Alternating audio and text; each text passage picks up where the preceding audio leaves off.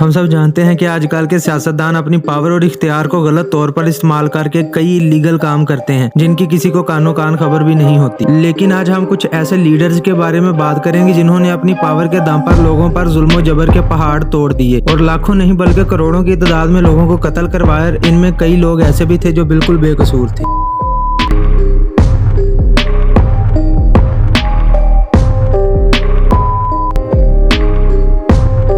Genghis Khan, जो कि दुनिया के तमाम बड़े जंगजुओं में भी आता है। चंगेज खान खौफ का दूसरा नाम था। यह मंगोलिया के एक कबीले का सरदार था। इसने तमाम कबाइल के सरदार को इकट्ठा किया और साथ मिलकर दूसरे इलाकों को फतह करने का फैसला किया। इन सब कबाइल के लोगों को इसका ये आइडिया इतना अच्छा लगा कि इन्होंने फौरन ही इसकी हाँ में हाँ मिला दी और इसको अपना सरदार मुंतखब कर लिया। इस शख्स ने चीन की 2 रियासतों पर कब्जा कर लिया था जिनके नाम या और किन थे। इसने कई ममालिक के साथ जंग का ऐलान कर दिया था। इस शख्स ने आधी दुनिया को फतह कर लिया था, लेकिन इस दौरान इसने 4 करोड़ से भी ज्यादा लोगों को मार डाला था।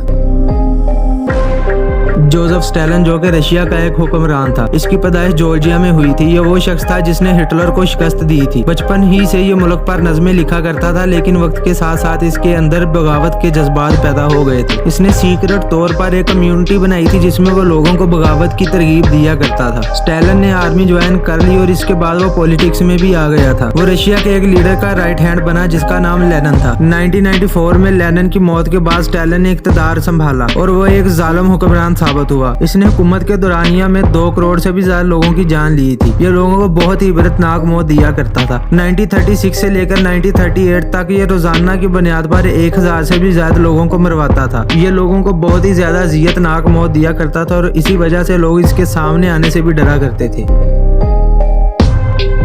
दूसरी आलमी जंग यानी सेकेंड वर्ल्ड वार को शुरू करने वाले शख्स का नाम एडोल्फ हिटलर था, जिसे लोग आज हिटलर के नाम से भी जानते हैं। हिटलर जर्मनी का एक हुक्मरान था। इसने इस जंग का आगाज 1939 में किया था। इसने इस जंग के आगाज में सबसे पहला हमला पोलैंड पर किया था और देखते ही देखते इस जंग में 30 से भी ज्यादा ममालिक शरीक हो गए थे। इस दौरान हिटलर ने दुनिया के मुख्तलिफ ममालिक से जंग लड़ी और इसके हमलों की वजह से तकरीबन 4 करोड़ से भी ज्यादा लोग मारे गए थे, जिनमें सोल्जर्स के अलावा आम और बेकसूर लोग भी मारे गए थे। ये लोगों को बहुत ही बुरी और अजियतनाक मौत मारा करता था ताकि लोगों में इसका रौब और दबदबा बना रहे। लेकिन जब लोगों में हिटलर का डर खत्म होना शुरू हुआ तो इसे ये बात बिल्कुल नागवार थी। इसने 30 अप्रैल 1945 को खुद को गोली मार ली और मर गया।